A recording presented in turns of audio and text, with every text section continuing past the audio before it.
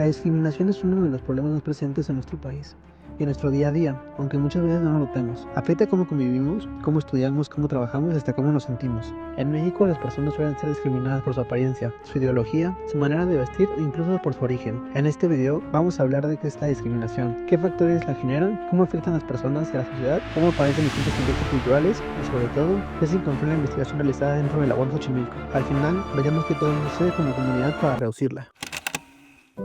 ¿Consideran que existe discriminación dentro de la UAM? Sí, sí. ¿Sí? ¿Por qué? O sea, al final creo que siempre ha habido, ¿no? Como en todos los lugares, tanto en, por ejemplo, en enseñanza, en trabajos, igual entre compañeros.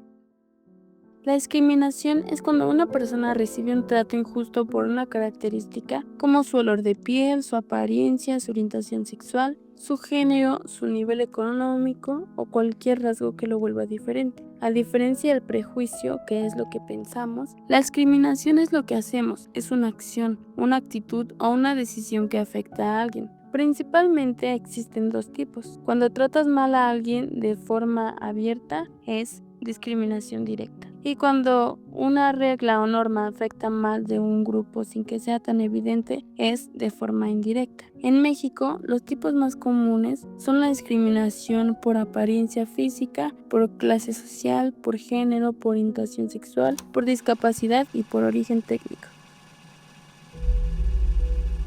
¿Qué tipos de discriminación conoces? En el campo en el que estoy es medicina. Es muy común que si una persona está embarazada, es muy frecuente que se le nieguen acceso a procedimientos y demás por el hecho de que hay riesgo de la manera en la que se desenvuelva por el hecho de que esté embarazada. La razón de que se le discrimine por haberlo hecho es discriminatorio al final del día. ¿En sí consideras que eso sería de género? Sí, es violencia de género. Sí.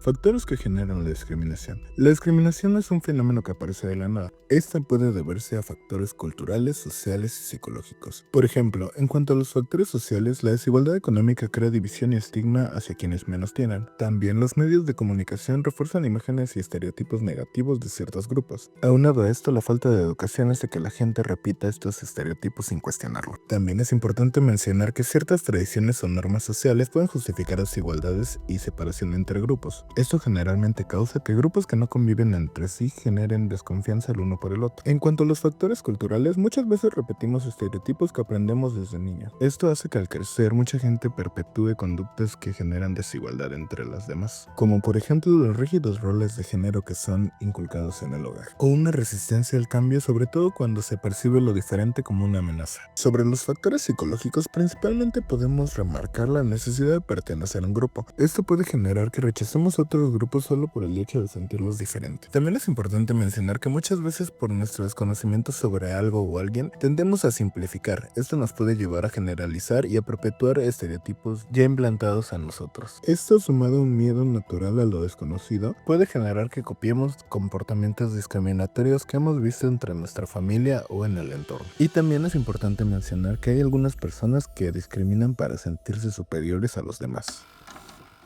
Ya sé que algunas personas no sé cómo lo dirán o cómo lo piensan, como que hacen a un lado a las personas de otro lugar, por decir, sí, como que dicen, no, es que tú no eres de ciudad, tú vienes de una provincia. Como digo, la educación no es para personas solamente de alta sociedad. Igual, o sea, yo digo que sí, sí se ha presentado en esta parte de discriminación por, digamos, por venir de otros lugares y no ser de aquí mismo. Por el tipo de color de piel. Hay personas que por ser un poquito más clara tu tonalidad de piel, llegan a discriminar a alguien con una tonalidad más oscurita, más taja. Entonces sí, esa es como otro tipo de discriminación.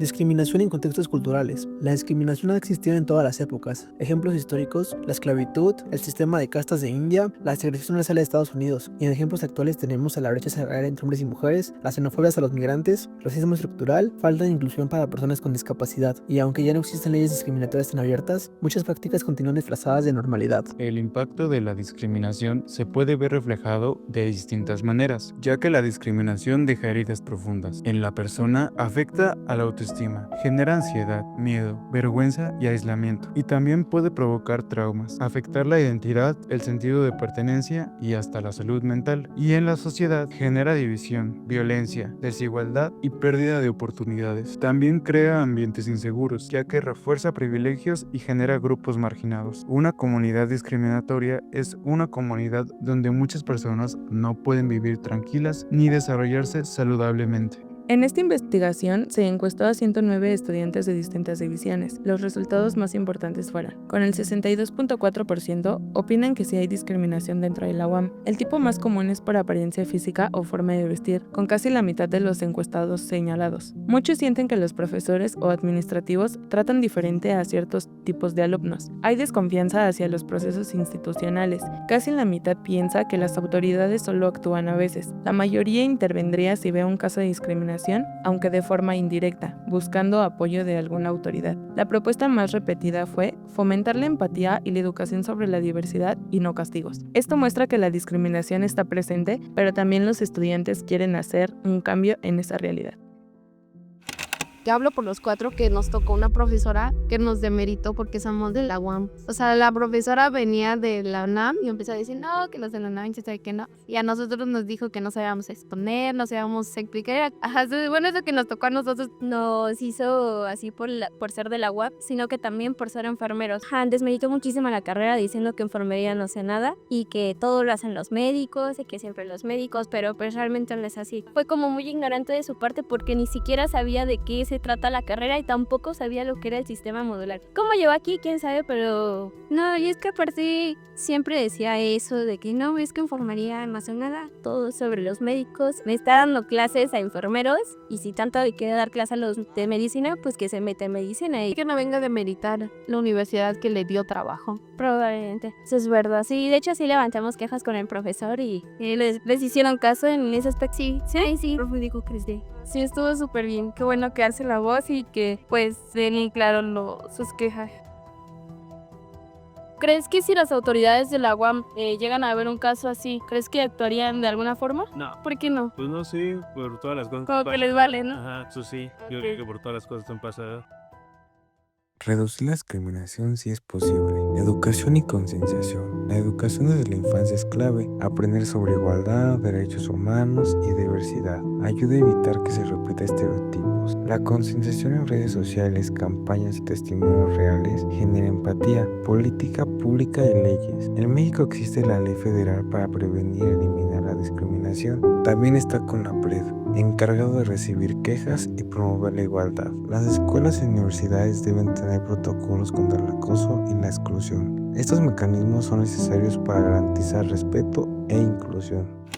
¿Tú qué harías si llegas a ver un caso de discriminación? Posiblemente me acercaría a la persona a preguntarle si esa persona que le está molestando, ella se siente agredida o peor a poderla apoyar. Tratar de apoyar a la persona discriminada de la forma en que se pueda. Si por ejemplo, le están negando algún trato o algo por el estilo, pues alegar a su favor, no lo sé. Si se le dé el trato que merece, ¿no?